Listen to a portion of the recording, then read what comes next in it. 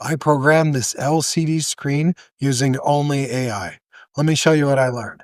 I put in a request to AI and I just said, write me the simplest program for the LCD screen. And this is what it gave me. It gave me what gets plugged in where, and we're going to cover that in overhead view in just a second here. But the questions I had was, what is this? So it says hashtag include liquidcrystal.h. This is a header file. So Arduino has a number of commands already pre-programmed in. We are just asking it to retrieve this header file, which gives us extra powers, as it were. And then the other thing too, this command is a little bit strange. So it has liquid crystal, and then we are defining this here. We're defining what the liquid crystal is, right? So we can name this screen whatever we want, but we'll just keep it LCD, which is something that means something to us. And then if you look here, it gives you the note above. AI was smart enough to give me this line, and it says, so the first slot here is the Romeo scenario slot. Romeo Sierra slot. Here you have Echo. Here's Delta 4, Delta 5, Delta 6, Delta 7. And again, the Arduino is incredibly powerful that certain pin locations can do many different things. And all we have to do is tell the Arduino what we're assigning to what. And then when you jump into the void setup, it's actually kind of hysterically simple.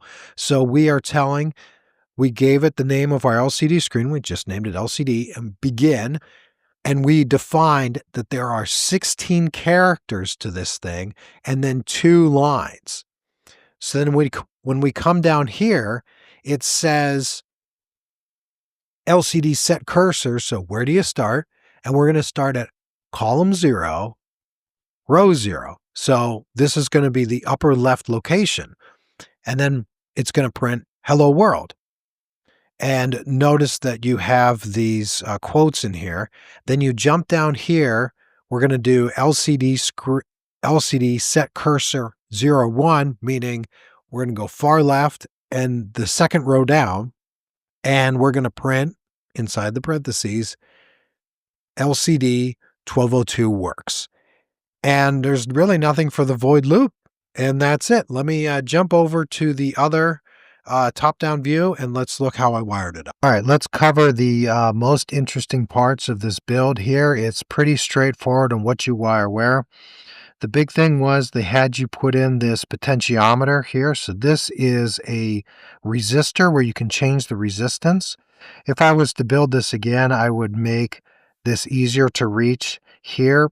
But here's the thing here is we can adjust this knob to dial in our resistance, which gives us the contrast that we can see the easiest here. But that's what we did here. I used this tiny breadboard just because this is such a small circuit. My only question for you is, what would you use an LCD screen to do? Write your comments below.